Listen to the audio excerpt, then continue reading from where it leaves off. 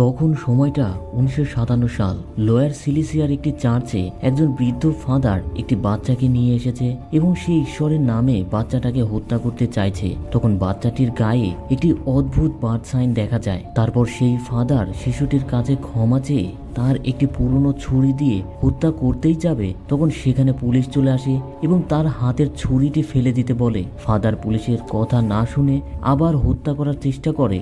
তখন সেখানেই পুলিশ ফাদারকে গুলি করে হত্যা করে ফেলে।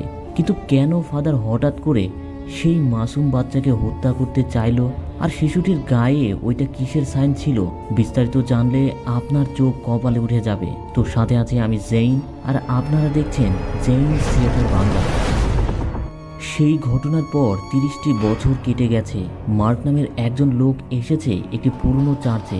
যেই চার্চের অবকাঠামো দেখে মনে হচ্ছে এটি বহু বছরের পুরনো একটি চার্চ। তখন সেই চার্চের প্রধান ফাদার, যার নাম আন্দ্রেস, তো সে চলে আসে। তখন মার্ক পরিচয় দেয় সে একজন ফাদার, সে এখানে এসেছে তাদের সাথে রিচুয়াল করার জন্য। তখন ফাদার আন্দ্রেস তাকে ভিতরে নিয়ে যায় এবং তার সাথে থাকা সুটকেসটি চেক করতে চায়, কারণ এটা তাদের একটি নিয়ম।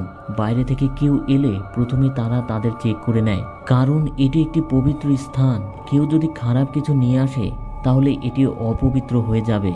তখন ব্রাদার ডেভিড নামের একজন প্রিস্ট, যিনি সবসময় ফাদার